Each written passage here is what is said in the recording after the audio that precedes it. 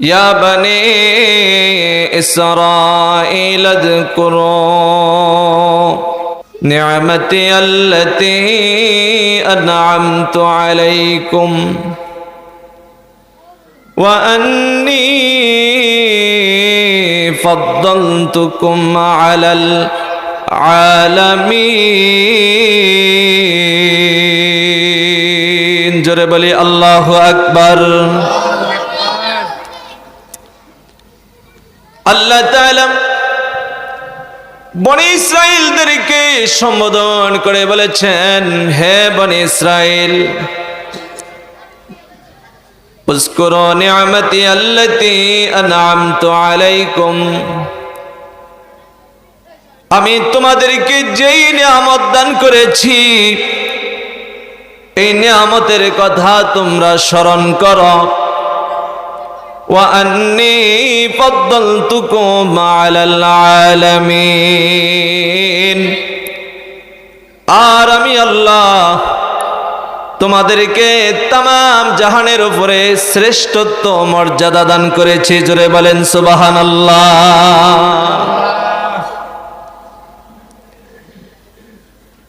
রব্বুল আলামিন বলেন, বনি ইসরাইলদের ব্যাপারে বলেছেন আল্লাহ তাদেরকে পৃথিবীর মধ্যে শ্রেষ্ঠত্ব মর্যাদা দান করেছেন। আর আখিরি নবীর ব্যাপারে বলেছেন, আখিরি নবীর উম্মতের ব্যাপারে বলেছেন,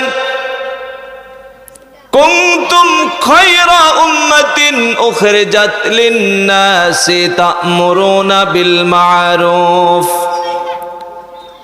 وتنهون عن المنكر وتؤمنون بالله জোরে জোরে বলেন সুবহানাল্লাহ।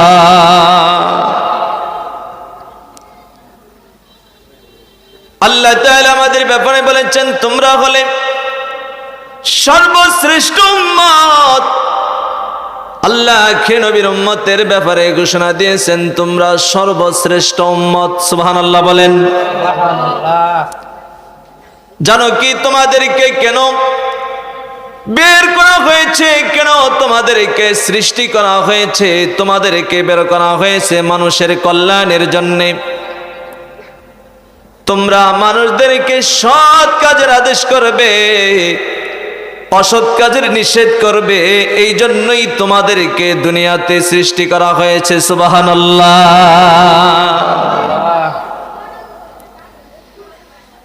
আমার বন্ধুগণ, আল্লাহ তাআলা অন্য আয়াতে বলেন, ওয়া কাযালিকা জাআলনাকুম উম্মাতাও ওয়াসাতাল লিতাকুনু শুহাদা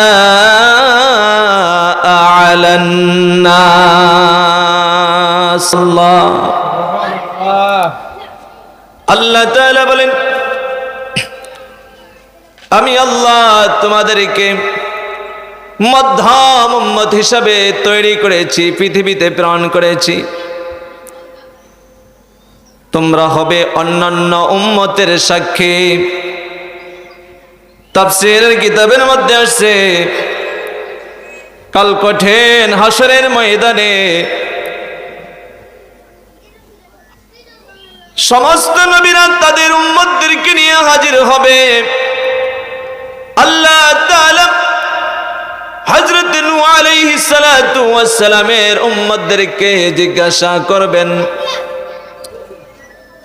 আমি আল্লাহ আমার পয়গম্বর হযরত নূহ আলাইহিস সালাতু ওয়াস সালামকে যেই বিধান দিয়েছি সেই বিধান, সেই তাওহীদের বাণী তোমাদের কাছে পৌঁছাইছে কি? নূহ নবী আলাইহিস সালাতু ওয়াস সালামের উম্মতগণ অস্বীকার করবেন, আল্লাহ না না, আমাদের কাছে তাওহীদের দাওয়াত পৌঁছায় নাই। আল্লাহ তাআলা হযরত নূহ আলাইহিস সালাতু ওয়াস সালামকে জিজ্ঞাসা করবেন, আমার দেওয়া নিয়ামত, আমি যেই বাণী আপনাকে দিয়েছি সেই বাণী কি আপনার উম্মতের কাছে পৌঁছাইছেন কিনা? ডাক দিয়ে বলবেন, আয় আল্লাহ, আপনার দেওয়া নিয়ামত আমি আমার উম্মতের কাছে যথাযথভাবে পৌঁছে দিয়েছি। উম্মতরা বলবেন, না, আমাদের কাছে পৌঁছায় নাই। হযরত নূহ আলাইহিস সালাতু ওয়াস সালামকে বলা হবে, আপনার কোনো সাক্ষী আছে কি? হযরত নূহ আলাইহিস সালাতু ওয়াস সালাম বলবেন, আয় আল্লাহ, আমার সাক্ষী আছে। আমার সাক্ষী হলো আখির নবীর উম্মতেরা। জোরে বলেন সুবহানাল্লাহ। আমার সাক্ষী আখির নবীর উম্মতগণ হচ্ছেন আমার সাক্ষী। সুবহানাল্লাহ। আমার ভাইয়ের, আমার বন্ধুগণ, নূহ নবীর উম্মতেরা বলবে, আল্লাহ, আমরা বিশ্বাস করি না। কারণ হলো আমরা হলাম আখির নবীর থেকে আমরা বহু আগে দুনিয়াতে আসছি। আখির নবী আসছেন সর্বশেষ, একেবারে সর্বশেষ নবী। আমাদের নবী সর্বশেষ নবী, এই কথার উপরে আমাদেরকে স্বীকারোক্তি দিতে হবে। বলেন, আমাদের নবী সর্বশেষ নবী, আখির নবী। কথা বলেন ঠিক কিনা? আমাদের নবীর পরে আর কোন নবী আছে কি? আর কোন নবী নাই।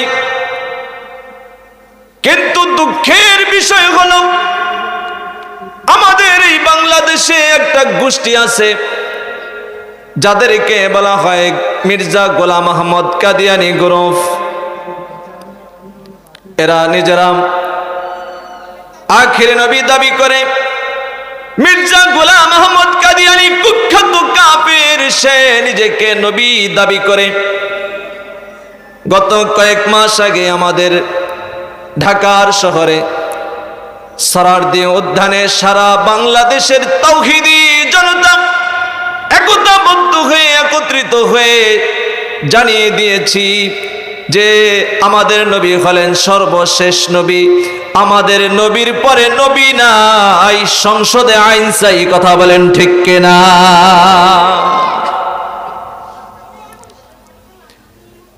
আমার বন্ধুগণ, আল্লাহ তাআলা হযরত নূহ আলাইহিস সালাতু ওয়াস সালামকে বলবেন, আপনার সাক্ষী কারা? বলবেন, আমার সাক্ষী হলো আখির নবীর উম্মতগণ। আখির নবীর উম্মতদেরকে আমাদেরকে ডাকা হবে। আল্লাহ তাআলা জিজ্ঞাসা করবেন,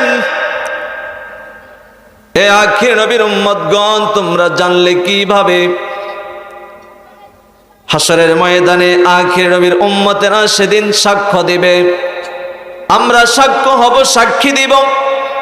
আয় আল্লাহ, আপনি কোরআনের মাধ্যমে আপনার আখির নবী পয়গম্বর সরকারে দো আলম মুহাম্মদুর রাসূলুল্লাহ সাল্লাল্লাহু আলাইহি ওয়াসাল্লামকে আপনি জানিয়ে দিয়েছেন।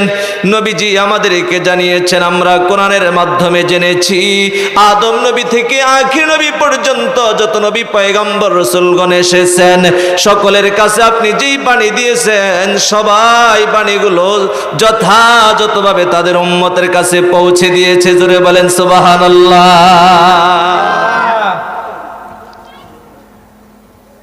হাসরের ময়দানে আখির নবীর উম্মতের সাক্ষী গ্রহণ করে অন্যান্য নবীদের উম্মতদেরকে জান্নাত দিবেন। জোরে বলবেন না সুবহানাল্লাহ।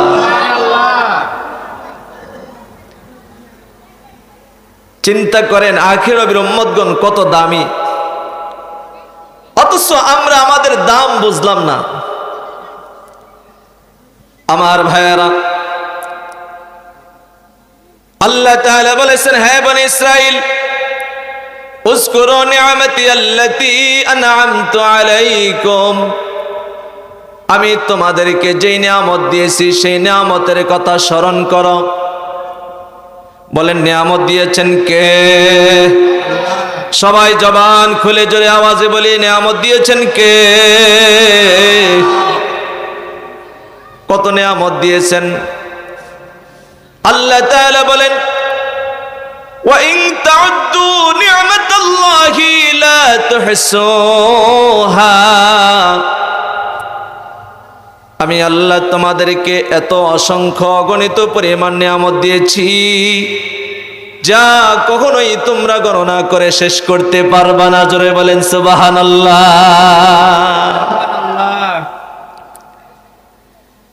আল্লাহ তাআলা বনি ইসরাঈলদেরকে যে নিয়ামতগুলো দিয়েছেন, ওই নিয়ামতগুলোর মধ্য থেকে একটা নিয়ামতের কথা আমি আপনাদেরকে শোনাচ্ছি। আল্লাহ তাআলা সূরাতুল বাকারার 49 নম্বর আয়াতে কারিমার মধ্যে বলেন, وَإِذْ نَجَّيْنَاكُمْ مِنْ آلِ فِرْعَوْنَ يَسُومُونَكُمْ سُوءَ الْعَذَابِ يُذَبِّحُونَ أَبْنَاءَكُمْ وَيَسْتَحْيُونَ نِسَاءَكُمْ وَفِي ذَلِكُمْ بَلَاءٌ مِّن رَّبِّكُمْ عَظِيمٌ। জোরে বলেন আল্লাহু আকবার। রব্বুল আলামিন বলেন, স্মরণ করো সেই সময়ের কথা যখন আমি আল্লাহ তোমাদেরকে ফেরাউন এবং তার সৈনিকদের থেকে, তার দলবল থেকে তোমাদেরকে আমি আল্লাহ নাজাত দিয়েছি, মুক্তি দিয়েছি। ইয়াসুমুনাকুম সুআল আযাব, ফেরাউন এবং তার সৈনিকরা তোমাদেরকে অত্যন্ত কঠোর যন্ত্রণা তোমাদেরকে দিত, কঠিন শাস্তি তোমাদেরকে প্রয়োগ করত, তোমাদের ছেলে সন্তানদেরকে জবাই করত। ওয়ায়াস্তাহিয়ুনা নিসাআকুম, আর তোমাদের কন্যা সন্তানদেরকে জীবিত রাখত। রব্বুল আলামিন বলেন, এটা ছিল তোমাদের উপরে তোমাদের রবের পক্ষ থেকে এক মহা পরীক্ষা। জোরে বলেন সুবহানাল্লাহ। আমার ভাইরা, যুগে যুগে আল্লাহ তাআলা জালিম শাসক দিয়ে আমাদেরকে পরীক্ষার মধ্যে বলেন, আমাদেরকে পরীক্ষা করেন। আমার বন্ধুগণ, বিগত 16 থেকে 17 বছর এই বাংলাদেশের তাওহীদি জনতা এক মহা পরীক্ষায় ছিল। কথা বলেন ঠিক কিনা?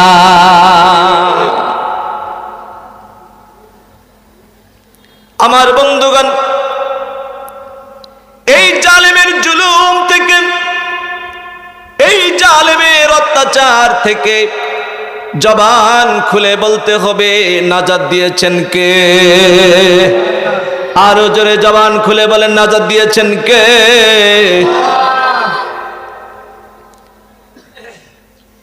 আমরা যদি বলি আমাদের বাহুবলে, আমাদের শক্তির বলে আমরা নাজাত পেয়েছি, না না, আমরা আমাদের শক্তি বলে আমরা নাজাত পাই নাই,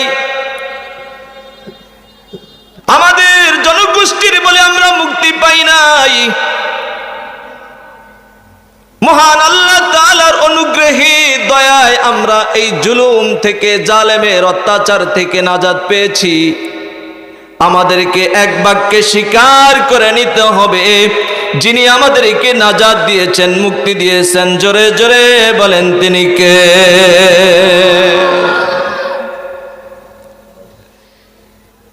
আমার বন্ধুগণ,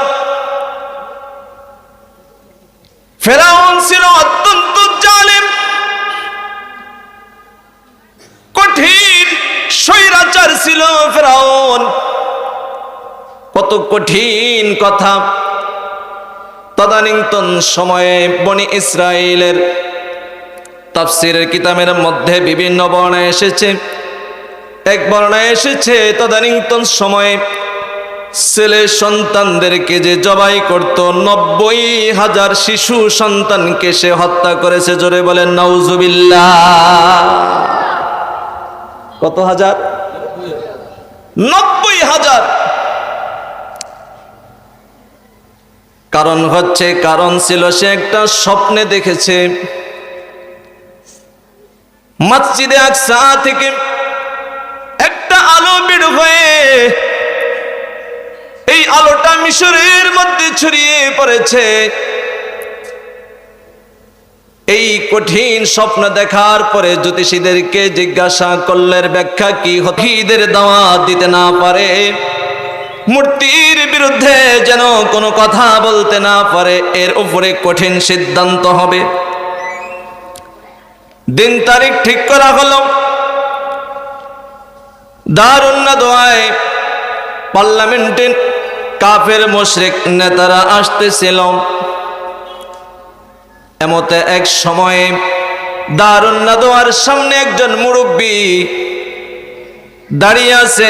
লোকেরা জিজ্ঞাসা করলো, আপনি কে? আপনি কোথায় থেকে আসছেন? আপনার পরিচয় কি? বলল, আমি নজদের অধিবাসী, আমি শাইখে নজদি। আমি শুনেছি তোমাদের নাকি একটা বৈঠক আছে। সবাই বলল, ঠিক আছে, যেহেতু মুরব্বী মানুষ আসছেন, আপনি আসেন। এই শাইখে নজদি তিনি ছিলেন ইবলিস। তিনি কে? শয়তান, ইবলিস। তিনি পরিচয় দিয়েছেন, আমি শাইখে নজদি, আমি নজদের অধিবাসী, আমি নজদের শাইখ। দারুন নাদওয়ার মধ্যে পার্লামেন্টের মধ্যে বৈঠকে বসলেন। বৈঠক চলছে। এই বৈঠকটা হলো মুহাম্মদুর রাসূলুল্লাহ সাল্লাল্লাহু আলাইহি ওয়াসাল্লামের বিরুদ্ধে।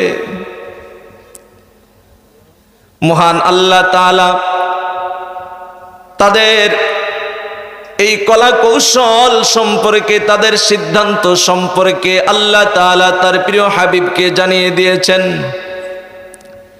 দারুন নাদওয়ার মধ্যে তারা বৈঠক করে কি পরামর্শ করতেছে আল্লাহ জানিয়ে দিয়েছেন। আল্লাহ তাআলা সূরাতুল আনফালের 23তম আয়াতে কারিমার মধ্যে বলেন, وَإِذْ يَمْكُرُ بِكَ الَّذِينَ كَفَرُوا لِيُثْبِتُوكَ أَوْ يَقْتُلُوكَ أَوْ يُخْرِجُوكَ وَيَمْكُرُونَ وَيَمْكُرُ اللَّهُ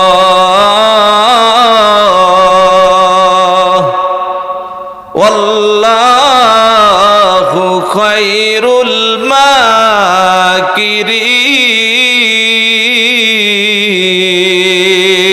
জোরে বলেন আল্লাহু আকবার।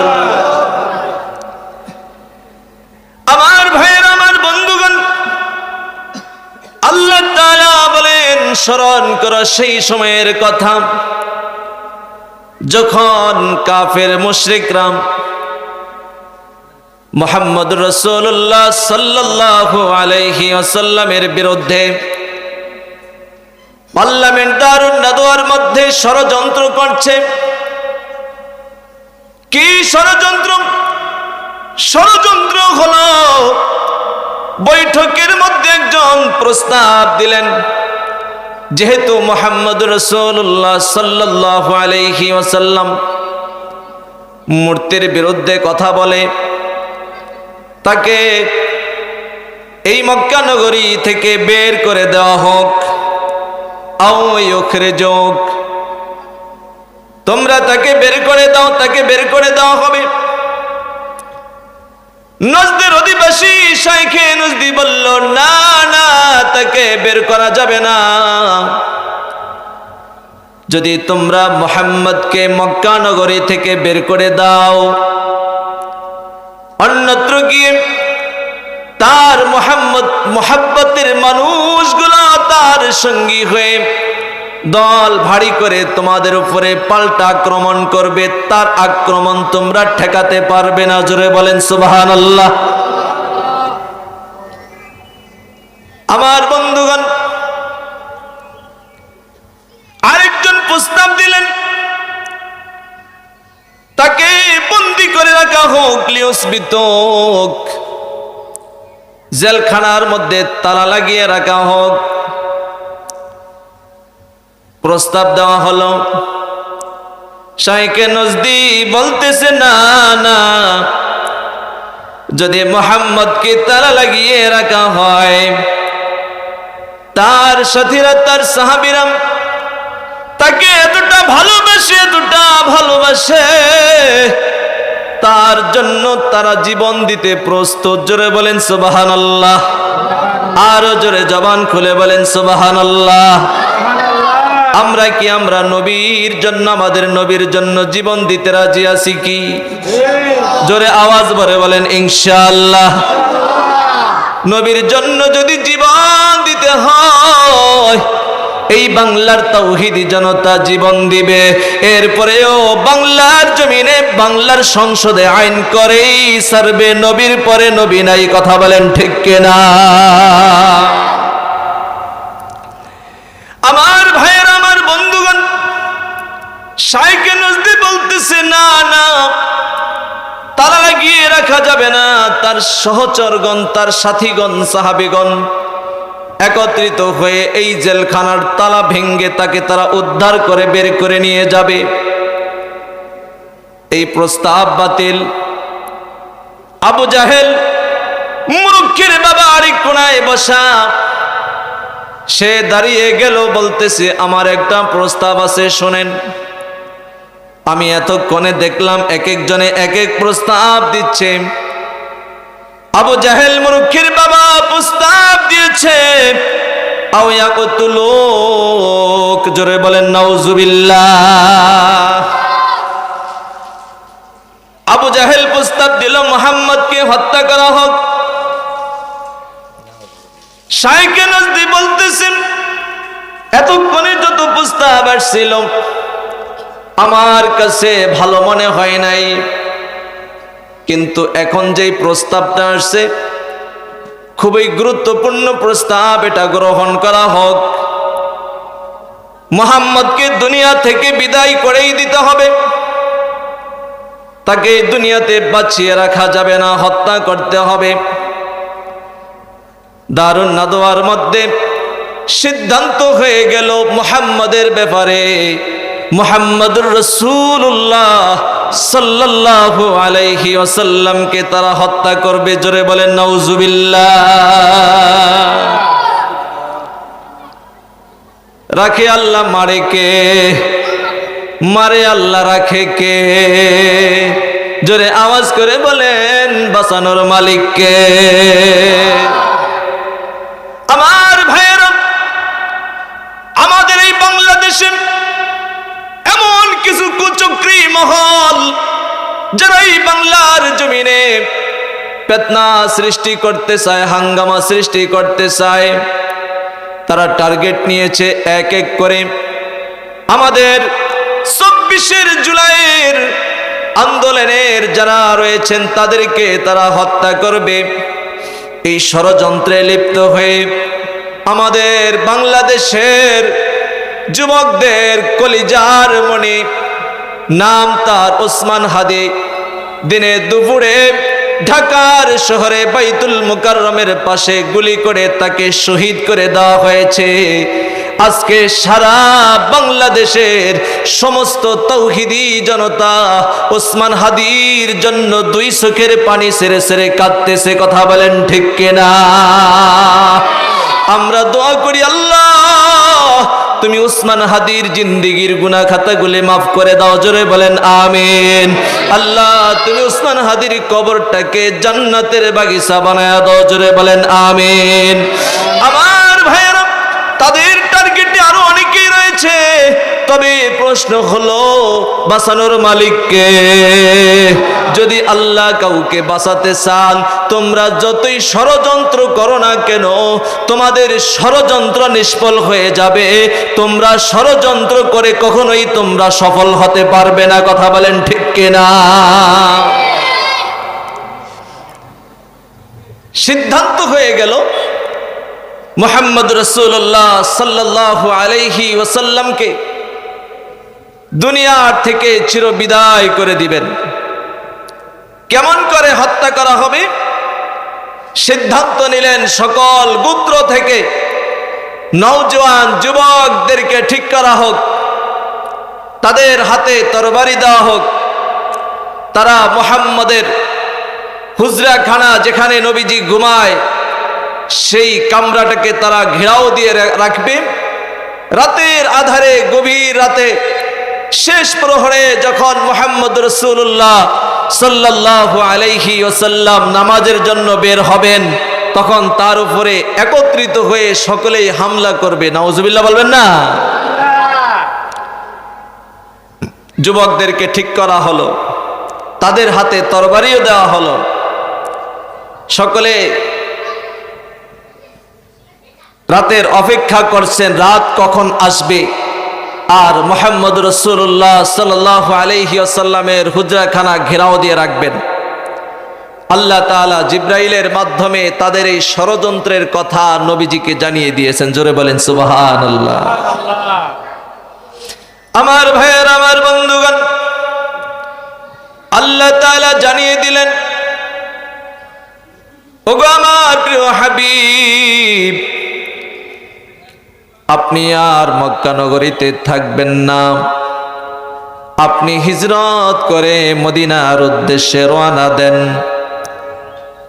আল্লাহর নবী ঠিক দুপুর বেলা চাদর মুড়ো দিয়ে হযরতে আবু বকর সিদ্দিক রাদিয়াল্লাহু তাআলা আনহুর বাসায় চলে গেলেন। আল্লাহর নবী হযরতে আবু বকর সিদ্দিক রাদিয়াল্লাহু তাআলা আনহুকে বললেন, আবু বকর, মহান আল্লাহ তাআলার পক্ষ থেকে আমাকে জানানো হয়েছে আমি যেন মক্কা থেকে হিজরত করে মদিনায় চলে যাই। জোরে বলেন সুবহানাল্লাহ।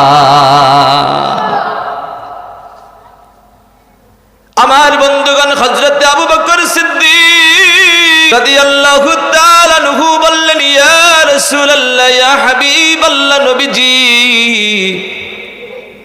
আপনি হিজরত করে মক্কা থেকে মদিনায় যাবেন, আপনার সাথী সঙ্গী কে হবে?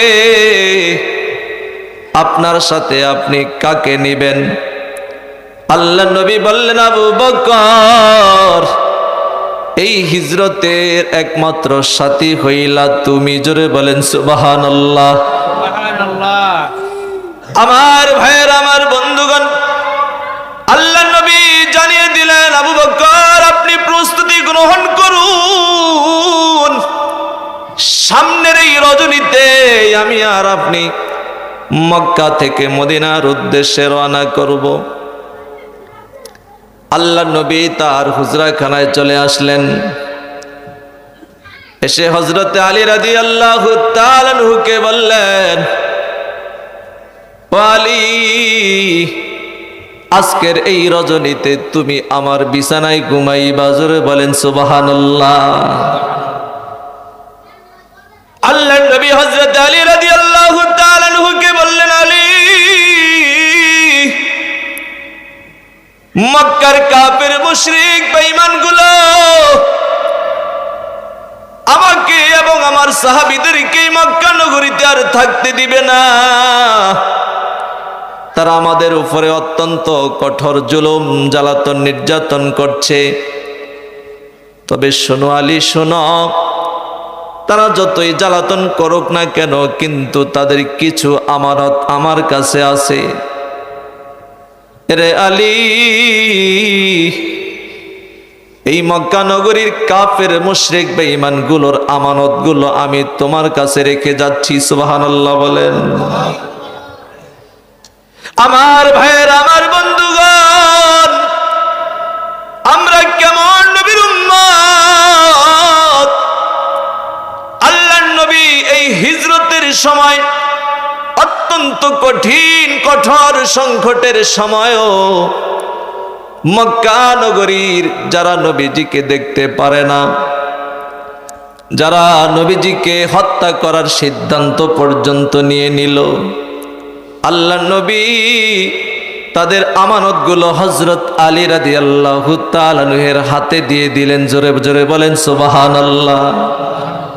আমার বন্ধুগণ, আজকে যদি সমাজে আমরা খুঁজি একজন আমানতদার পাওয়া অনেক কঠিন। মাঝে আজকে আমানতদারি নাই। আল্লাহর নবী বলেছেন মুনাফিকের আলামত হলো তিনটা।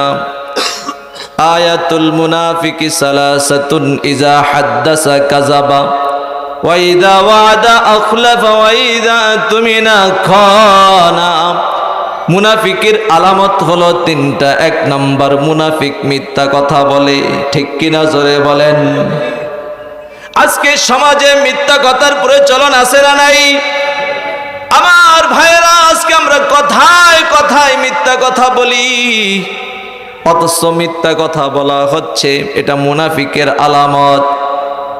দুই নাম্বার হচ্ছে আমানতের খেয়ানত করা। তিন নাম্বার হচ্ছে ওয়াদার বরখেলাপ করা। এই তিনটা কাজ আমাদের মাঝে আছে না নাই? আমরা মিথ্যা কথা বলি, ওয়াদার বরখেলাপ করি, আমানতের খেয়ানত করি, অথচ এই হিজরতের রজনীতে আল্লাহর নবী হযরত আলী রাদিয়াল্লাহু তাআলা আনহুকে বললেন, আলী এই আমানতগুলো আমি যাওয়ার পরে এই আমানত যার যার তার কাছে তুমি পৌঁছে দিবা। জোরে বলেন সুবহানাল্লাহ। আমার বন্ধুগণ, আমানতগুলো বুঝিয়ে দিলেন। আল্লাহর নবী যে চাদর গায়ে দিয়ে ঘুমাইতেন, ওই চাদরটা আলীর গায়ের উপরে দিয়ে বললেন, আলী তুমি আমার চাদর গায়ে দিয়ে আমার বিছানায় তুমি ঘুমাইয়া পড়ো। আল্লাহর নবী যখন রাত্র গভীর হলো, আল্লাহর নবী ঘর থেকে বের হয়ে, হুজরাখানা থেকে বের হয়ে এক মুষ্টি জমিন থেকে ধুলাবালি নিলেন, মাটি নিলেন, কঙ্কর নিলেন, নিয়ে ছিটিয়ে দিলেন।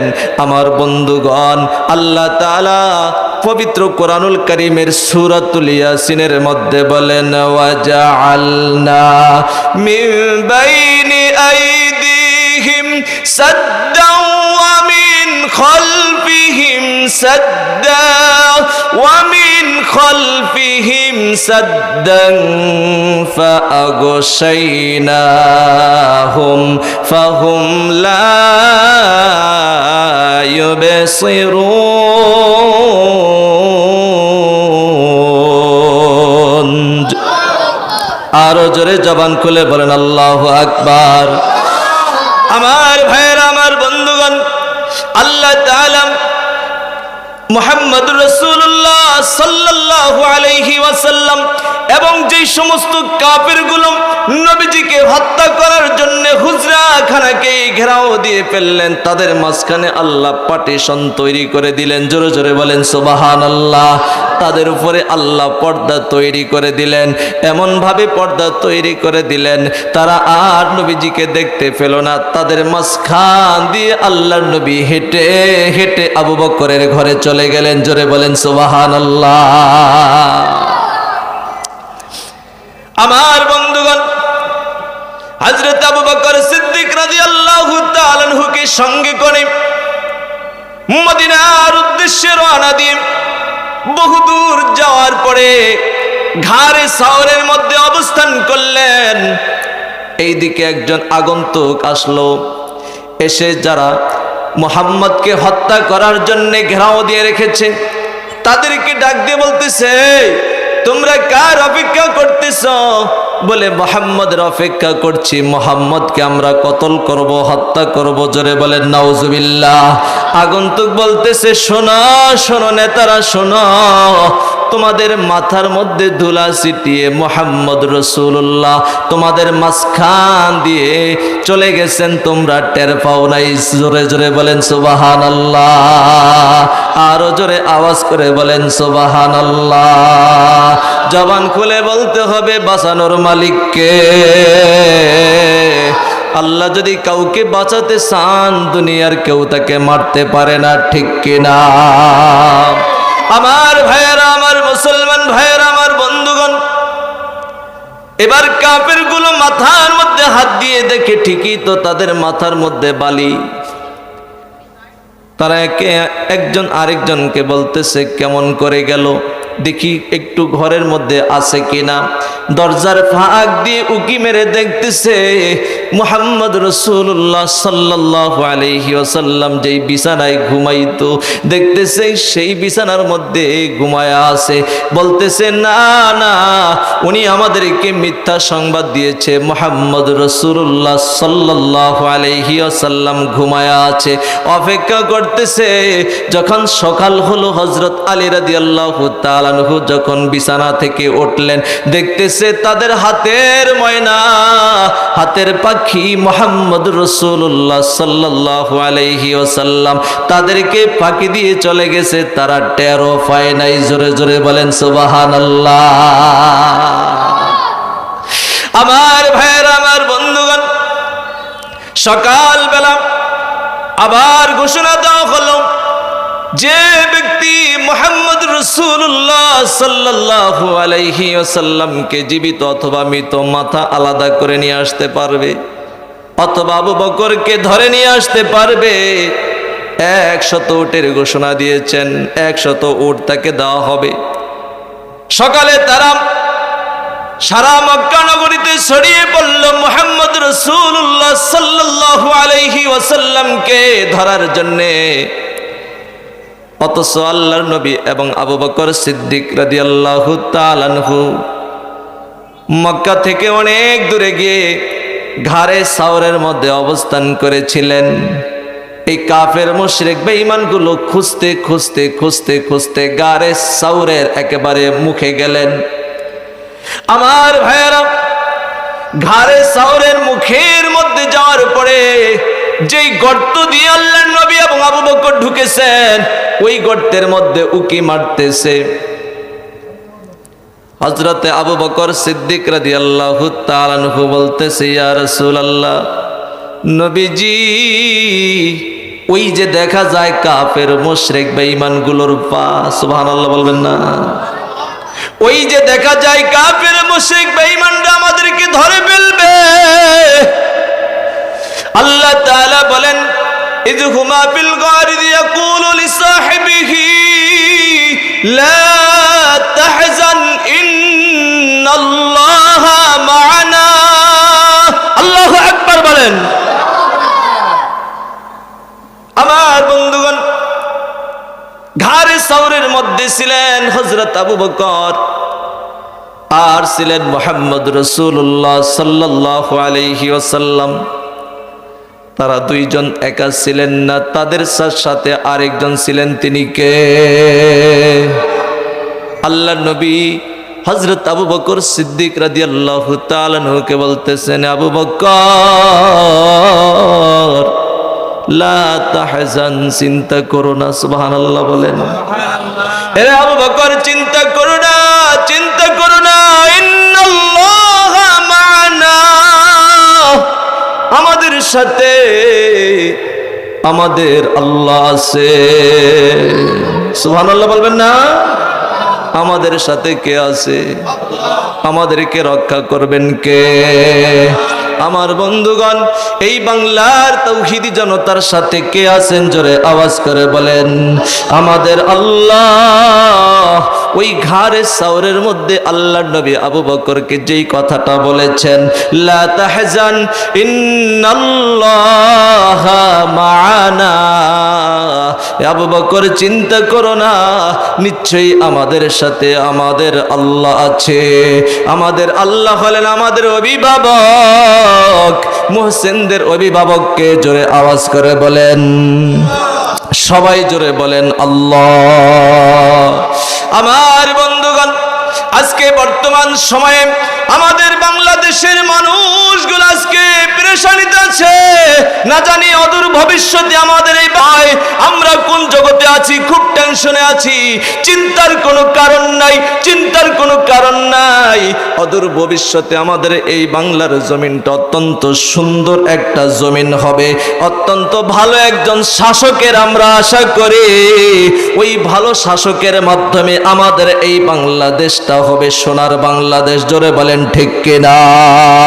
আমাদের এই বাংলাদেশটা হবে ইসলামের বাংলাদেশ, ঠিক কিনা? জোরে বলেন। চিন্তা করার কোনো কারণ নাই। লা তাহজান ইন্নাল্লাহা মা'ানা, আমাদের সাথে আমাদের রব রয়েছেন, আমাদের অভিভাবক হলেন আমাদের আল্লাহ। অদূর ভবিষ্যতে আমাদের এই বাংলার জমিন হবে ইসলামের বাংলাদেশ। আওয়াজ করে বলেন ঠিক কিনা? ইসলামের বাংলাদেশ হোক, কোরআনের বাংলাদেশ হোক, রাজি আছি তো ইনশাআল্লাহ?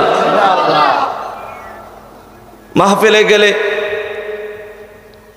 আগেই বলে হুজুর কোরআনের আলোচনা করবেন, আসমানের উপরের আর জমিনের নিচের আলোচনা করবেন, রাজনীতি নিয়ে কোনো আলোচনা করবেন না। আমি রাজনীতি নিয়ে কোনো সময় আলোচনা করি না, তবে শুধুমাত্র একটা কথা বলবো, আমরা স্লোগান দেই আমার ভোট আমি দিব, যাকে খুশি তাকে দিব, এই স্লোগান আর চলবে না। স্লোগান হবে আমার ভোট আমি দিব, যোগ্য ব্যক্তিকে ভোট দিব ইনশাআল্লাহ। বলেন কথা ঠিক আছে? ওয়াজ শেষ, এই লাইনের ওয়াজ শেষ।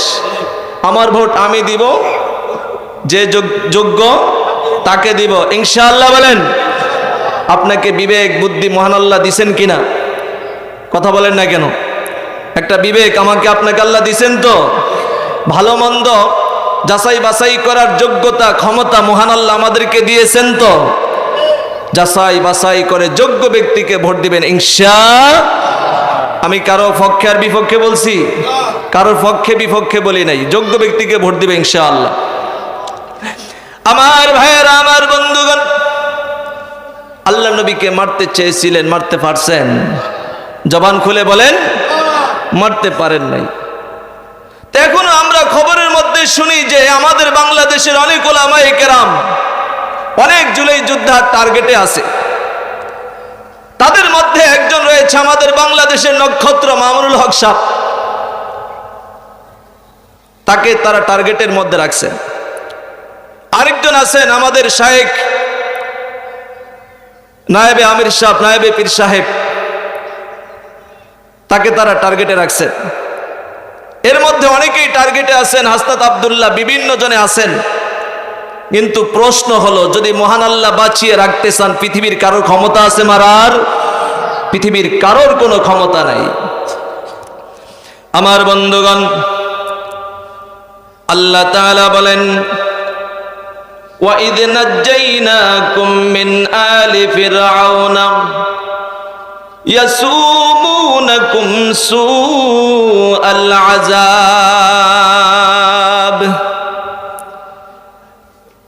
يُذَبِّحُونَ أَبْنَاءَكُمْ وَيَسْتَحْيُونَ نِسَاءَكُمْ وَفِي ذَلِكُمْ بَلَاءٌ مِّن رَّبِّكُمْ عَظِيمٌ।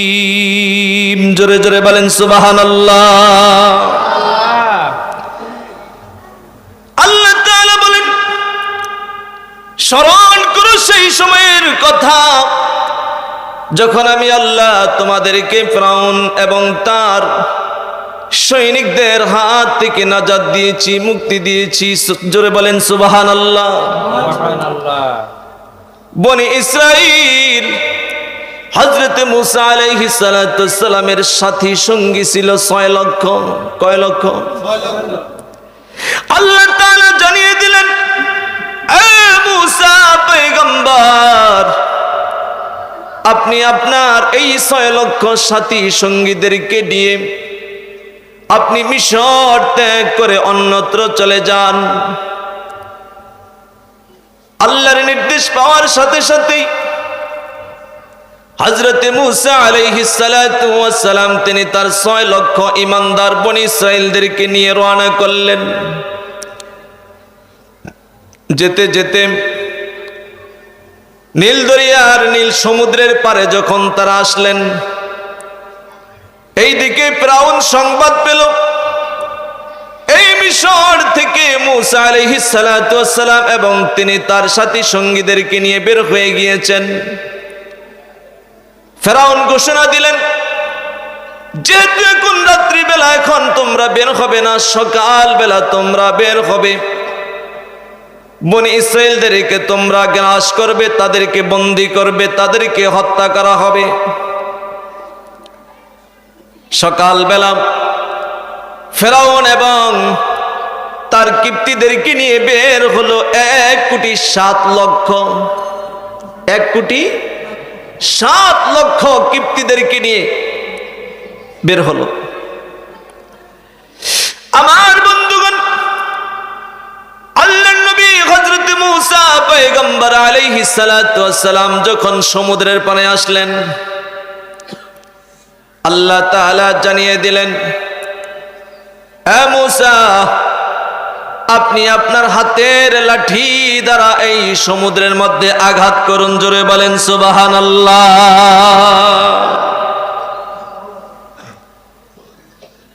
সমুদ্রের মধ্যে যখন আঘাত করলেন, বনি ইসরাইলের 6 লক্ষ বনি ইসরাইলের 12টা সম্প্রদায় ছিল। এই 12টা সম্প্রদায়ের জন্য আল্লাহ তাআলা সমুদ্রের পানির মাঝখান দিয়ে আল্লাহ কুদরতি ভাবে 12টা রাস্তা তৈরি করে দিয়েছেন। জোরে বলেন সুবহানাল্লাহ।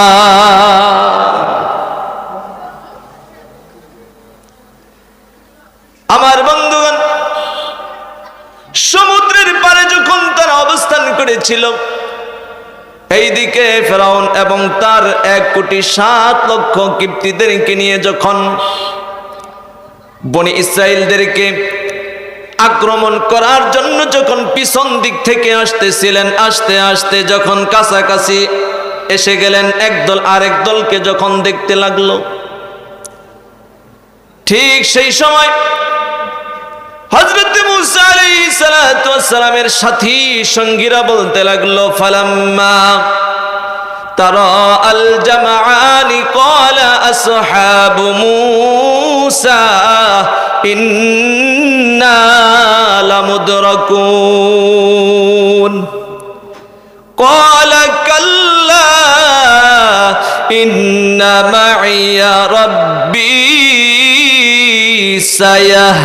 সায়াহদিন। আল্লাহু আকবার বলেন। হযরত মূসা আলাইহিস সালাতু ওয়াস সালামের সাথী সঙ্গীরা বলতেছে, আমাদেরকে তো কাফেররা, আমাদেরকে তো ফেরাউনের সৈনিকরা দেখে ফেললো এবং আমাদেরকে গ্রাস করে ফেলবে, আমাদেরকে ধরে ফেলবে। আল্লাহর নবী হযরত মূসা আলাইহিস সালাতু ওয়াস সালাম সেদিন বনি ইসরাইলদেরকে বলেছিলেন, ক্বালা কাল্লা ইন্না মাইয়া রাব্বি সায়াহদিন।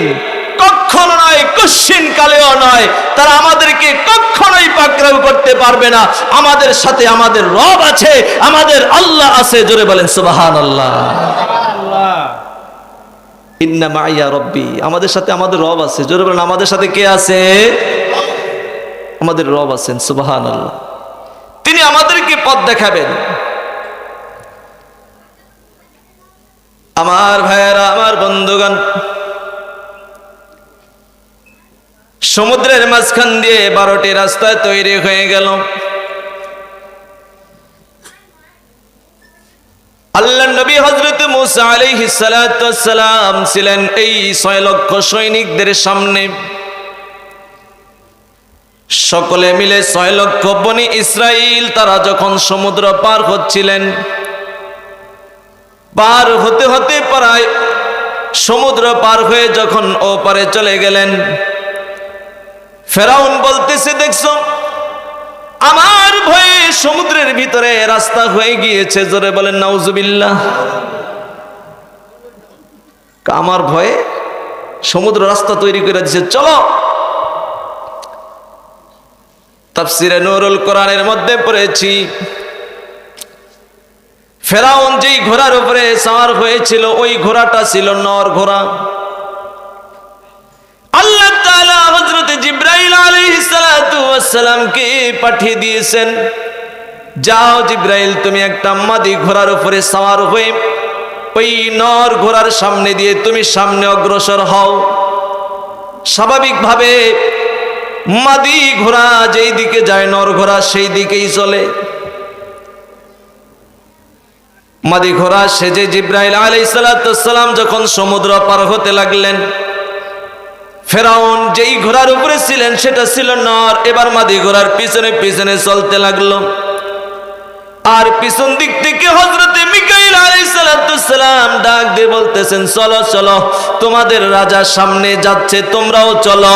যেতে যেতে যখন সমুদ্রের মাঝখানে আসলেন, আল্লাহর হুকুমে কুদরতি ভাবে রাস্তা পানির সাথে নিমজ্জিত হয়ে এই 1,07,00,000 ফেরাউন এবং তার সৈনিক দলবল সহ সবাই পানির মধ্যে নিমজ্জিত হয়েছে। জোরে বলেন আল্লাহু আকবার। বাঁচানোর মালিককে। একটু চা নয়, একটু চা। আমার ভাইয়েরা, এজন্য আল্লাহ তাআলা বলেন, وَإِذْ فَرَقْنَا بِكُمُ الْبَحْرَ فَأَنْجَيْنَاكُمْ وَأَغْرَقْنَا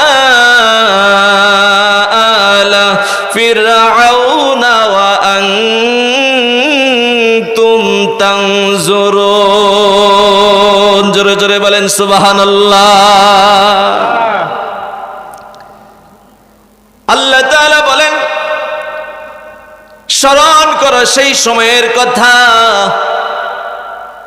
যখন আমি আল্লাহ তোমাদের জন্য, হে বনি ইসরাইল জাতি, হে বনি ইসরাইল 6 লক্ষ উম্মতেরা, স্মরণ করো সেই সময়ের কথা যখন আমি আল্লাহ তোমাদের জন্য সমুদ্রকে বিদীর্ণ করে রাস্তা তৈরি করে দিয়েছি। জোরে বলেন সুবহানাল্লাহ। আমার বন্ধু, আল্লাহ নিয়ামত দিয়েছেন, নিয়ামতের শুকরিয়া আদায় করার কথা ছিল। এই বাংলার মানুষগুলো সুখে শান্তিতে বসবাস করবে, কিন্তু না, কি দেখলাম, আবার নতুন করে আবার মানুষের উপরে জুলুম নির্যাতন শুরু করা হচ্ছে। খোদার কসম করে বলি ভাই, যদি আমরা আল্লাহর নিয়ামতের শুকরিয়া আদায় না করি, তাহলে অদূর ভবিষ্যতে এক জালেম গেল, আবার নতুন করে আরেক জালেম আমাদের মাথার উপরে চাপিয়ে দিবেন। তিনি কে? আমার ভাইরা, আমার বন্ধুগণ, আল্লাহ তাআলা বলেন, স্মরণ করো সেই সময়ের কথা যখন আমি আল্লাহ তোমাদের জন্য সমুদ্রকে বিভক্ত করে দিয়েছিলাম। ফাআনজাইনাকুম, সমুদ্রের মধ্যে রাস্তা তৈরি করে দিয়ে আমি আল্লাহ তোমাদেরকে নাজাত দিয়েছিলাম। জোরে বলেন সুবহানাল্লাহ। আমার ভাইয়েরা, আল্লাহ তাআলা বলেন, وَأَغْرَقْنَا آلَ ফিরআউন। সুবহানাল্লাহ বলেন।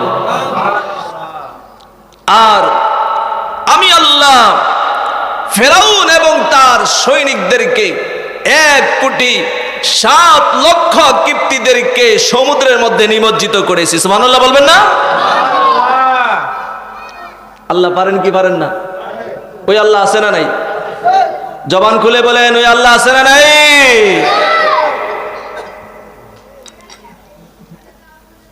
আল্লাহ কত সুন্দর করে বলতেছেন, ওয়া আনতুম তানজুরুন, তোমরা স্বচক্ষে দেখেছিলে। সুবহানাল্লাহ বলেন। এ বনি ইসরাইল, আমি আল্লাহ তোমাদের জন্য সমুদ্রের মাঝখান দিয়ে রাস্তা তৈরি করে দিয়েছি, তোমরা রাস্তা পার হয়ে গিয়েছ।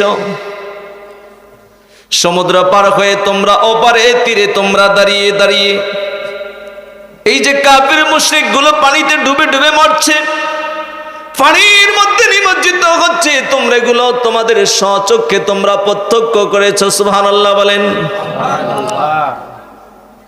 আমাদের এই জমিন থেকে যখন জালেম আমাদের বাংলাদেশকে প্রত্যাখ্যান করে যখন উড়ে চলে যায়, বাংলাদেশের মানুষ দেখছে কিনা? কথা কেনা আপনারা দেখছেন কিনা? হ্যাঁ, ভয় পাইতেছেন? এই কথাটাই আল্লাহ তাআলা বলতেছেন, ওয়া আনতুম তানজুরুন, জালেমের পতন হয়েছে, সমুদ্রের মধ্যে নিমজ্জিত হয়েছে। হে বনি ইসরাইল, হে মুসলমানেরা, হে ইমানদারেরা, তোমরা স্বচক্ষে দাঁড়িয়ে দাঁড়িয়ে দেখেছো। জোরে বলেন সুবহানাল্লাহ।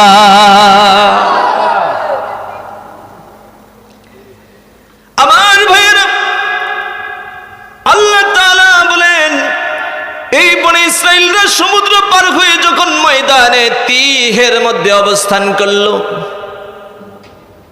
বিশাল বড় ময়দান, এই ময়দানে তিহে যাওয়ার পরে হযরত মূসা আলাইহিস সালাতু ওয়াস সালাম আল্লাহ তাআলার কাছে ফরিয়াদ করলেন, আয় আল্লাহ, আমার এই বনী ইসরাইল উম্মতদেরকে তাওহীদের দাওয়াত দেওয়ার জন্য আল্লাহ তুমি আমাকে একটা কিতাব দাও। জোরে বলেন সুবহানাল্লাহ। আয় আল্লাহ,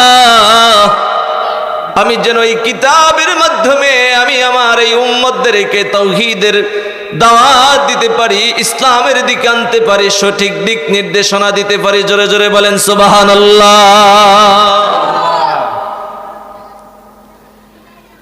আল্লাহ পাক রব্বুল আলামিন হযরত মূসা আলাইহিস সালাতু ওয়াস সালামকে ডাক দিয়ে বললেন, وَإِذْ وَعَدْنَا مُوسَى 40 ليلة ثم اتخذتم العجل من بعده وأنتم ظالمون। স্মরণ করো সেই সময়ের কথা যখন আমি আল্লাহ হযরত মূসা পয়গম্বর আলাইহিস সালাতু ওয়াস সালামের সঙ্গে 40 রাতের অঙ্গীকার করেছিলাম, ওয়াদা করেছিলাম। কয় রাত্রির? আল্লাহ জানিয়ে দিলেন, হে মূসা, তুর পাহাড়ে আসো, 40 দিন রোজা রাখো এবং 40 রাত্রি তুর পাহাড়ে অবস্থান করো।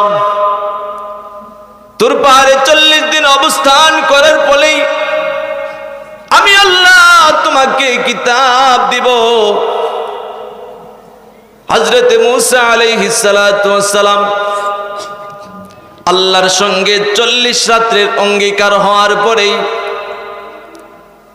তুর পাহাড়ের জন্য রওনা হলেন। যাওয়ার সময় হযরতে হারুন আলাইহিস সালাতু ওয়াস সালামকে বললেন, হারুন আলাইহিস সালাতু ওয়াস সালাম ছিলেন মূসা নবীর ভাই, তিনিও একজন নবী। তাকে রেখে গেলেন বনী ইসরাইলের কাছে, বললেন আমি তুর পাহাড়ে যাচ্ছি, 40 দিন পর্যন্ত তুর পাহাড়ে থাকব। হে ভাই হারুন, তুমি তাদের প্রতিনিধিত্ব করবে, তাদেরকে দেখাশোনা করবে, তাদেরকে দেখে রাখবে। আল্লাহর নবী হযরত মূসা আলাইহিস সালাতু ওয়াস সালাম যখন তুর পাহাড়ে চলে গেলেন, এইদিকে বনী ইসরাইলদের মধ্যে একজন বিচক্ষণ ব্যক্তি ছিল, নাম তার সামিরি। কি নাম? সামিরি।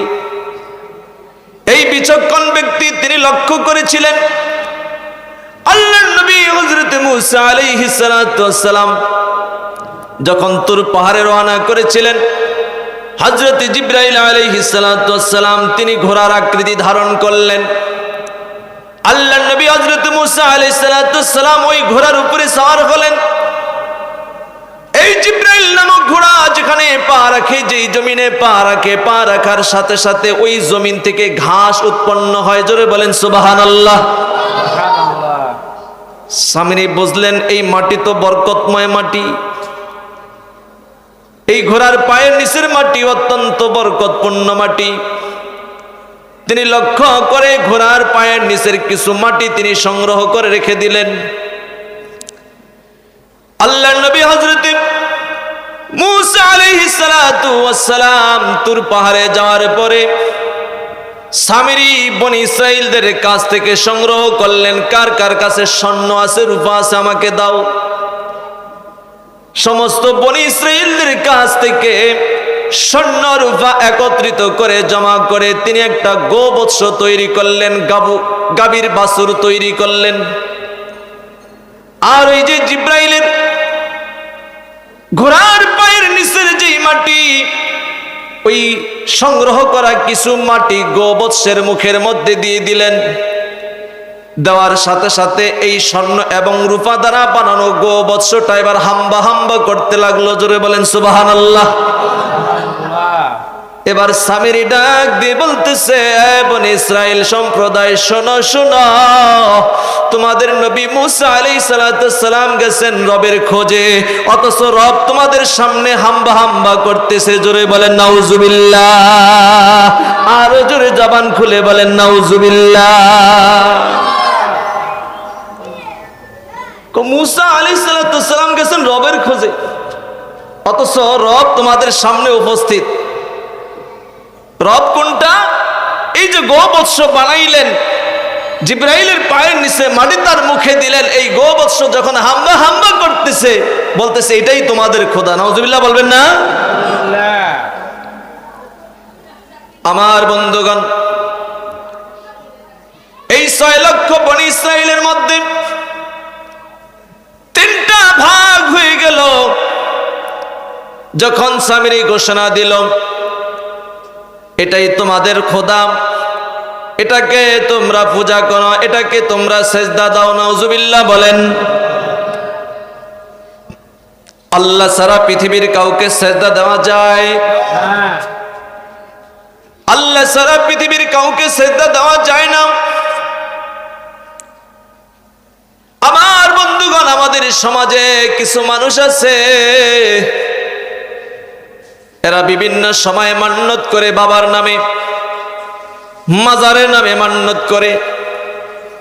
বিভিন্ন সময় এরা মাজারে যায়, পীরের কাছে যায়, মাছ ভান্ডারে যায়। বন্ধু, আমি দেখেছি চিটাগাং মাছ ভান্ডার দেখতে গিয়েছিলাম, সিলেট শাহজালাল শাহপরান মাজার দেখতে গিয়েছিলাম। আমি স্বচক্ষে দেখেছি আমাদের এই বাংলার অসংখ্য মানুষ, নারীরা সেখানে গিয়ে তাদের পেট মাজারের সাথে, কবরের সাথে ডলে আর বলে, বাবা তোমাকে দিলাম গরু, তুমি আমাকে দাও একটা ছেলে। জোরে বলেন নাউজুবিল্লাহ।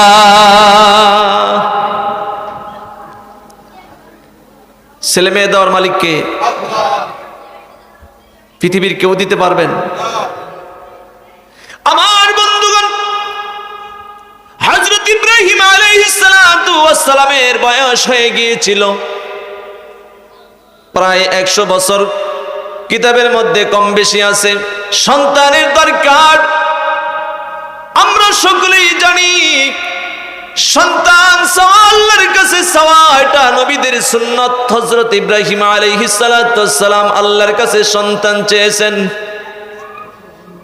রব্বি হাবলি মিনাস সালিহিন ফাবাশশারনাহু বিগুলামিন হালিম। জোরে বলেন সুবহানাল্লাহ। সন্তান কার কাছে চাইছেন? আল্লাহ। হযরত জাকারিয়া আলাইহিস সালামের সন্তান নাই। আল্লাহ তাআলা কি বলতেছেন? আল্লাহ, সন্তান হওয়ার মৌসুম এখন আমার আর নাই। আমার চুলগুলো সাদা হয়ে গিয়েছে, আমার শরীরের হাড়গুলো দুর্বল হয়ে গিয়েছে, আমার স্ত্রী বন্ধা, আমার এখন কোনো সন্তান হবে না।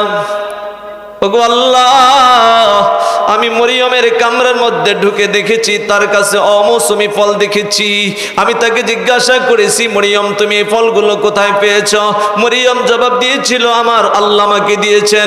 জাকারিয়া আলাইহিস সালাম আল্লাহ তাআলাকে ডাক দিয়ে বললেন, আয় আল্লাহ, তুমি যেহেতু মরিয়মকে অমৌসুমী ফল দিতে পারো, তুমি আল্লাহ, আমার সন্তান হওয়ার মৌসুম নাই, তুমি আমাকে সন্তান দিতে পারো। জোরে বলেন সুবহানাল্লাহ। সন্তান দিছেন কিনা? সন্তান তো দিছেন এবং নামটা পর্যন্ত রেখে দিয়েছেন। সুবহানাল্লাহ বলেন, যে তোমার সন্তান নাম হবে ইয়াহইয়া। সুবহানাল্লাহ। আমার ভাইয়েরা, আমার বলার উদ্দেশ্য হলো, ঈমান বড় সম্পদ, ঈমানটাকে বিনষ্ট করা যাবে না। কিছুদিন আগে আমাদের বাংলাদেশের একজন বাউল, আমরা তাকে বাউল বলি না, বলি ফাউল। এই বাউল আমরা দেখেছি, এই বাংলাদেশের কিছু মানুষ, নারী পুরুষ তার পায়ে গিয়ে সেজদা দেয়। এবং এই বাউল আল্লাহর সম্পর্কে অকথ্য ভাষায় কথা বলেছেন। বাউল বলেছিল আল্লাহর নাকি কথা আগাও পায় না। আরেকটা কথা বলেছেন, আমি না বললাম, আগাগোড়া সে কিছুই পায় না। এইভাবেই তিনি একটা অকথ্য ভাষায় কথা বলেছেন আমার বন্ধু। এবং তিনি বলেছেন, এই মূর্খ বাউল বলেছেন আল্লাহ নাকি তাকে নাচতে বলেছে। যদি নাচতে নাই বলতো তাহলে সূরাতুন নাস আল্লাহ কেন নাজিল করেছেন? ব্যঙ্গ করে বলতেছে, কুল আউযু বিরাব্বিন নাস, মালিকিন নাস, ইলাহিন নাস, মিন শাররিল ওয়াসওয়াসিল খান্নাস, আল্লাযী ইউওয়াসউইসু ফি সুদুরিন নাস মিনাল জিন্নাতি ওয়ান নাস। আল্লাহ কি সূরাতুন নাসের মধ্যে নাচতে বলছেন? অথচ আল্লাহ তাআলা নাস শব্দ দ্বারা পৃথিবীর সমস্ত মানুষদেরকে সম্বোধন করে বলেছেন নাসের মধ্যে সমস্ত মানুষ। সুবহানাল্লাহ বলেন। কুল আউযু বিরাব্বিন নাস, নবী হে আপনি বলুন আমি সারা পৃথিবীর সমগ্র মানুষের প্রতিপালকের কাছে আশ্রয় প্রার্থনা করছি। জোরে বলেন সুবহানাল্লাহ।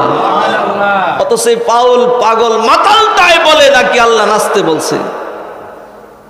এই বাউল মাতালটার 2 বছরের জেল হয়েছে, আলহামদুলিল্লাহ বলেন।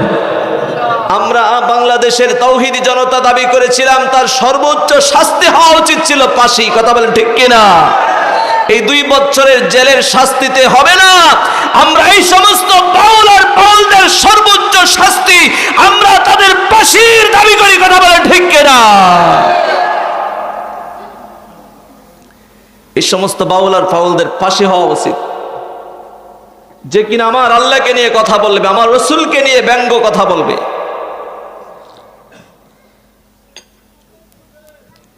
আমার ভাইয়েরা,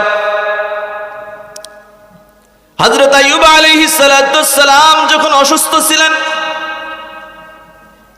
দীর্ঘ 18 বছর অসুস্থ ছিলেন। কত বছর?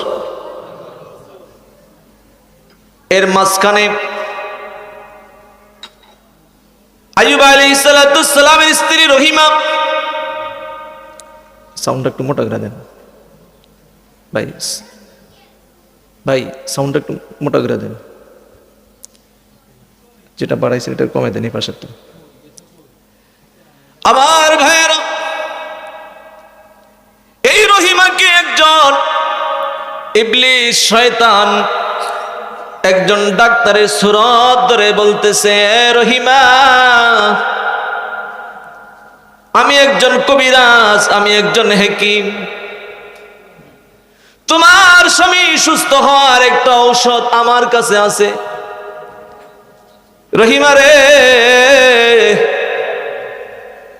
তুমি যদি আমার কাছ থেকে এই ঔষধটা নিতে চাও নিতে পারবা। যদি তুমি তোমার স্বামীকে সেবন করাও তোমার স্বামী সুস্থ হয়ে যাবে। যদি তুমি নিতে চাও নিতে পারবা, তবে আমার একটা শর্ত আছে। যদি তুমি এই শর্তটা মানো তাহলে আমি তোমাকে এই ঔষধটা দিব। রহিমা স্বামীর জন্য পাগল পারা, বলতেছে ডাক্তার কবিরাজ কি ঔষধ দিবাম? বলে হ্যাঁ ঔষধ আছে, তোমার স্বামী সুস্থ হয়ে যাবে, শর্ত আছে। বলে কি শর্ত? শর্ত হলো যদি তুমি ঔষধ নিতে চাও তাহলে তোমাকে আমাকে একটা সাজদা দিতে হবে। জোরে বলেন নাউজুবিল্লাহ। কি দিতে হবে? সেজদা দিতে হবে।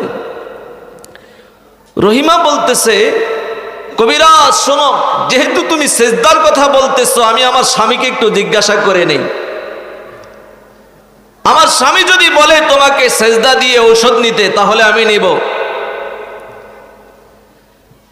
রহিমা হযরত আইয়ুব আলাইহিস সালামের কাছে গিয়ে বলতেছে, স্বামী গো, আপনি তো মারাত্মক কঠিন অসুস্থ,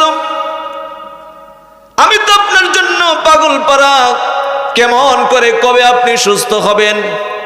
তবে আজকে আমি একজন ডাক্তারের সন্ধান পেয়েছি, ওই ডাক্তার নাকি ঔষধ দেয়, ওই ঔষধ সেবন করলে আপনি সুস্থ হয়ে যাবেন। ঔষধ আমি নিতে চাচ্ছিলাম, কিন্তু ওই কবিরাজ আমাকে একটা শর্ত দিয়েছে। আইয়ুব আলাইহিস সালাম জিজ্ঞাসা করলেন, রহিমা বলো কি শর্ত দিয়েছে? এবার রহিমা বলতেছেন শর্তটা হলো, তিনি বলেছেন আমি যেন তাকে একটা সাজদা দেই। আল্লাহর নবী হযরত আইয়ুব আলাইহিস সালাম ডাক দিয়ে বললেন, রহিমা রে, তুমি কেন তার মুখের উপরে বলে দাও নাই হে শয়তান? কারণ শয়তান ছাড়া এরকম কথা পৃথিবীর আর কেউ বলতে পারে না। আল্লাহ ছাড়া অন্য কাউকে সাজদা দেওয়ার কথা শয়তান ছাড়া কেউ বলতে পারে না। কথা বলেন ঠিক কিনা? আল্লাহ ছাড়া পৃথিবীর অন্য কাউকে যে সিজদার কথা বলে, ওরাই শয়তান, ওরাই ইবলিসের গোষ্ঠী। কথা বলেন ঠিক কিনা? ইবলিস ছাড়া এরকম কথা বলতে পারে? হযরত আইয়ুব আলাইহিস সালাম অত্যন্ত রাগান্বিত হলেন। রাগান্বিত হয়ে বললেন, রহিমা আমি আল্লাহর কসম করে বলছি, মহান আল্লাহ যদি আমাকে সুস্থ করেন, আমি তোমাকে 100টা বেত্রাঘাত করব। কয়শো বেত? সাংঘাতিক কথা। অথচ দেখেন আইয়ুব আলাইহিস সালাম অসুস্থ হয়েছেন, তার পরিবারের সবাই তাকে ছেড়ে চলে গেলেন, অন্যান্য স্ত্রীরা চলে গেল, তার সব কিছু নিঃশেষ হয়ে গেল। রহিমা একা একা তাকে নিয়ে জঙ্গলে এদিক সেদিক, বাগানে, মরুভূমিতে, কেউ তাকে আশ্রয় দেয় না। রহিমা কোলে করে করে স্বামীকে নিয়ে নিয়ে বিভিন্ন জায়গায় অবস্থান করে, এমনকি চুল বিক্রি করে পর্যন্ত খাবার এনে স্বামীকে খাইয়েছে। সুবহানাল্লাহ। এই স্ত্রীর ব্যাপারে আইয়ুব আলাইহিস সালাম কসম করেছেন, রহিমারে তুমি কেন তাকে মুখের উপরে বলে দাও নাই? হে শয়তান, হে ইবলিস, এরকম কথা ইবলিস ছাড়া কেউ বলতে পারে না। খোদার কসম করে বলছি রহিমা, আমি যখন সুস্থ হব তখন তোমাকে 100টা বেত্রাঘাত করব। দীর্ঘ 18 বছর পরে মহান আল্লাহ তাআলা আইয়ুব আলাইহিস সালামকে সুস্থ করে দিয়েছিলেন। এবার কসম পূর্ণ করার পালা। আল্লাহ তাআলা জানিয়ে দিলেন, ওয়াখুয বিয়াদিকা দিগসান ফাদরিব বিহি ওয়ালা তাহনাস। জোরে বলেন সুবহানাল্লাহ। আমরা তো আমাদের স্ত্রীদের উপরে যখন গরম হয়ে যাই, আমাদের হাত, আমাদের পা, সামনে আমাদের যা পড়ে তা দিয়ে আমরা কাজ করা শুরু করে দেই। আছি না নাই? কথা বলেন না কেন? আমার বন্ধুগণ, সারা পৃথিবীর সমস্ত পুরুষদেরকে আল্লাহ বলে দিয়েছেন, তোমার স্ত্রী যদি তোমার অবাধ্য হয়, প্রথমে তুমি 3টা কাজ করবা। 1 নাম্বার কাজ হলো তুমি তাকে নসিহত করো। নসিহতে যদি তোমার বাধ্য না হয়, তোমার কথা না শুনে, 2 নাম্বার হলো তুমি তার বিছানা আলাদা করো। তুমি তার বিছানায় আর ঘুমাইবা না, এটা তার জন্য কষ্টের কারণ। ওয়াজ করলা, নসিহত করলা, বিছানা তুমি আলাদা করলা, এরপরেও যদি তোমার স্ত্রী তোমার বাধ্য না হয়, তোমার কথা না শুনে, 3 নম্বরে আল্লাহ বলে দিয়েছেন তুমি তাদেরকে প্রহার করো। তবে প্রহারটা হবে লঘু মায়ের, এমন একটা মায়ের, অর্থাৎ কলম অথবা মেসওয়াক দিয়ে তার আত্মমর্যাদায় আঘাত দেওয়া। কিন্তু আমরা বাংলাদেশের বর্তমান সময়ের আমরা যারা পুরুষ আছি, আমাদের অধীনে যেই সমস্ত স্ত্রীরা আছে, তাদের উপরে যখন আমাদের মেজাজ গরম হয়ে যায়, আমাদের 2 হাত 2 পা সামনে যা আছে তা দিয়ে মায়ের শুরু করে দেই। এরকম সমাজে পুরুষ আমরা আছি না নাই?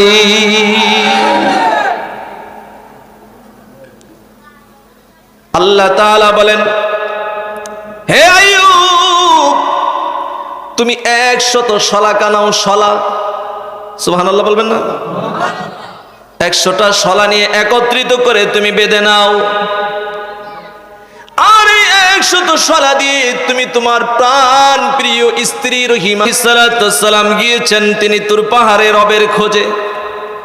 অথচ রব তোমাদের সামনে, তোমরা তাকে সিজদা দাও।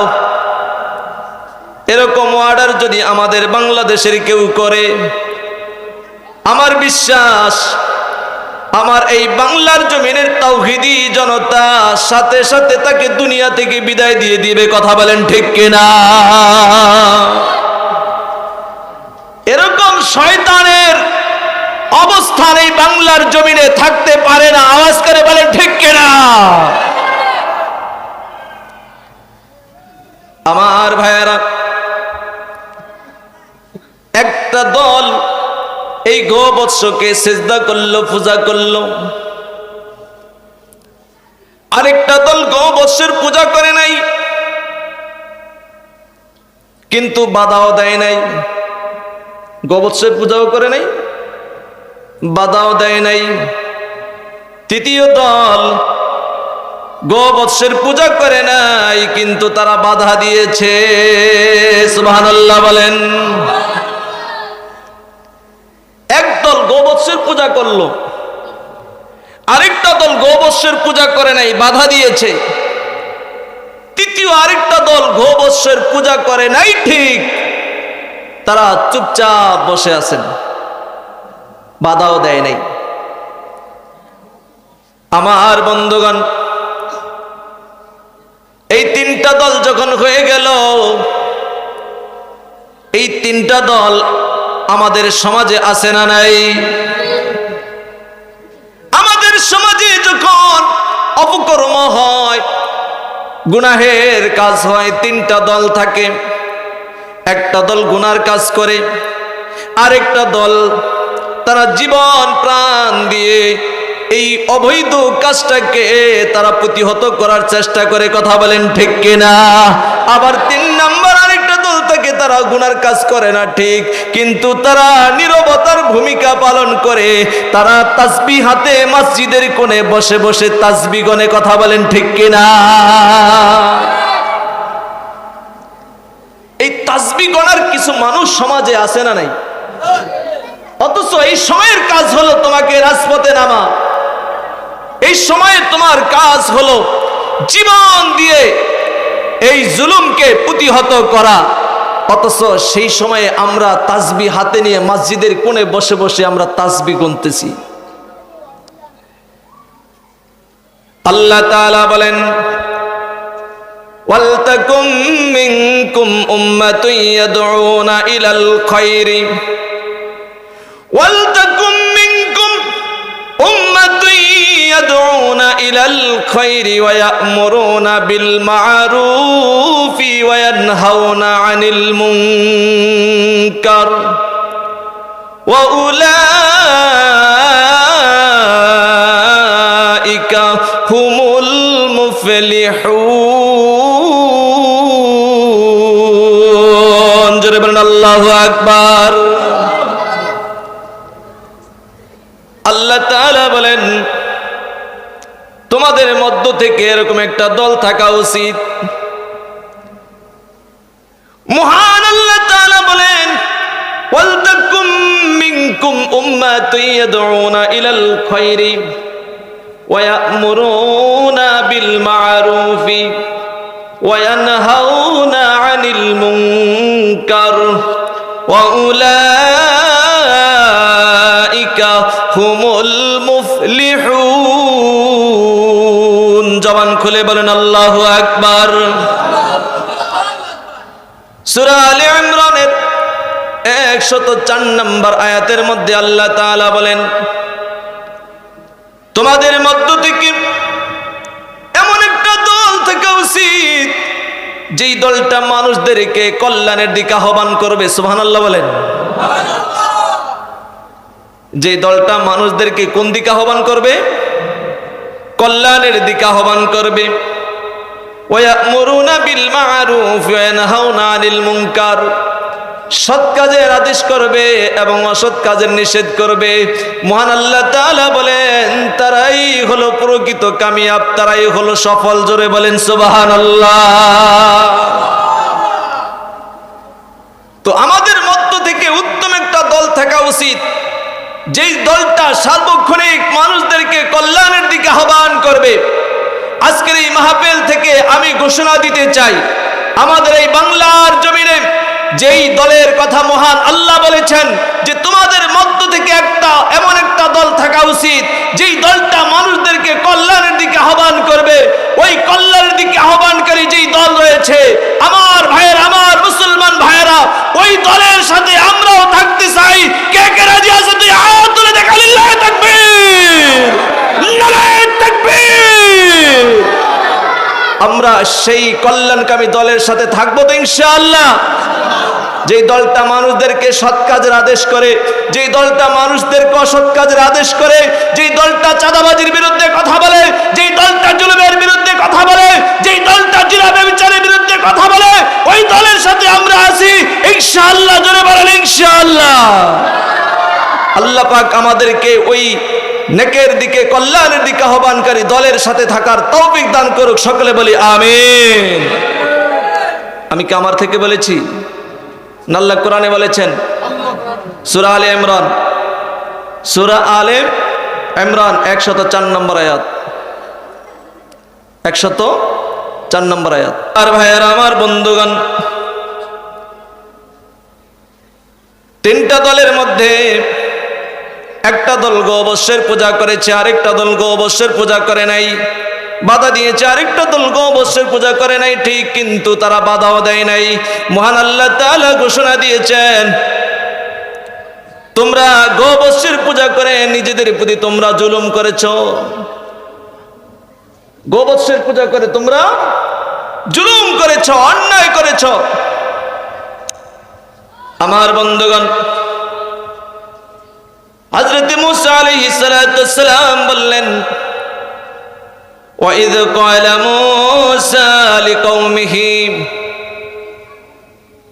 يَا قَوْمِ إِنَّكُمْ ظَلَمْتُمْ أَنفُسَكُمْ بِاتِّخَاذِكُمُ الْعِجْلَ فَتُوبُوا إِلَى بَارِئِكُمْ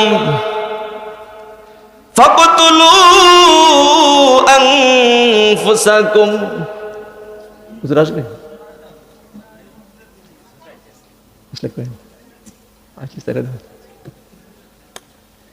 আপনাদের কি কষ্ট হচ্ছে? আমি যতক্ষণ আছি, আমাদের হুজুর যতক্ষণ থাকবে, আপনারা আছেন তো ইনশাআল্লাহ? একটু জিকির করি, লা ইলাহা ইল্লাল্লাহ। জোরে, লা ইলাহা ইল্লাল্লাহ।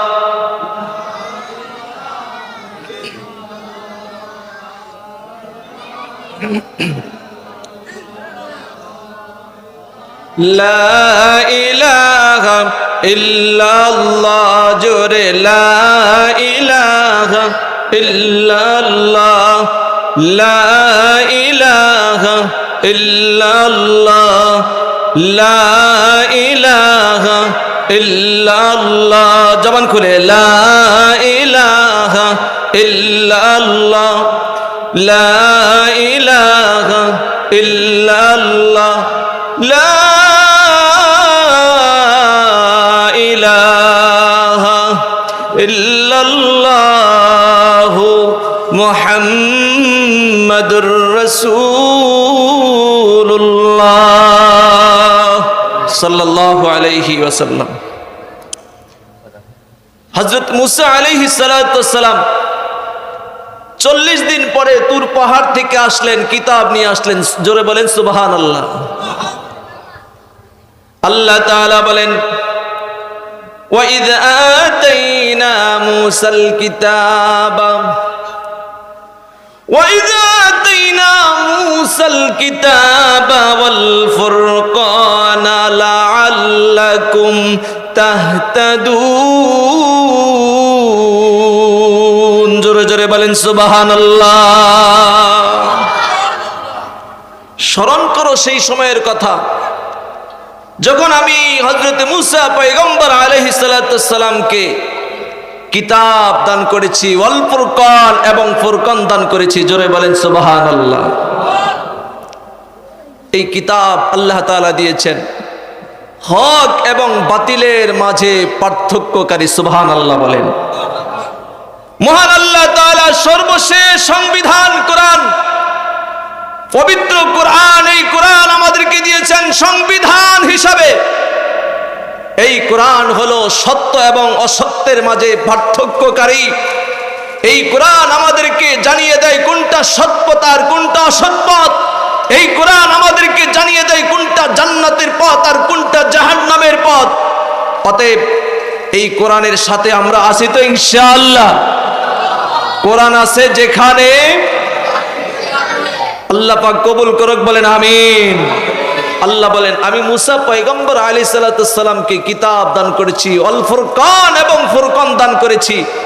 সত্য এবং অসত্যের মাঝে পার্থক্যকারী আমি আল্লাহ কোরআন কিতাব দিয়েছি। সুবহানাল্লাহ বলেন। মুসা আলাইহিস সালাতু সালামকে যে কিতাব দিয়েছিলেন সেটা ছিল তাওরাত কিতাব।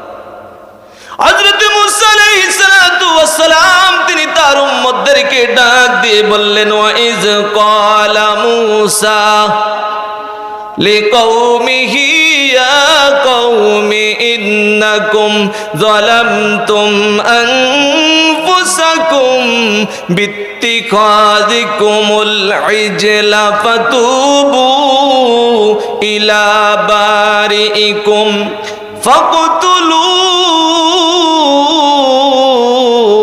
أنفسكم ذلكم خير لكم عند بارئكم فتاب عليكم إنه هو التواب الرحيم।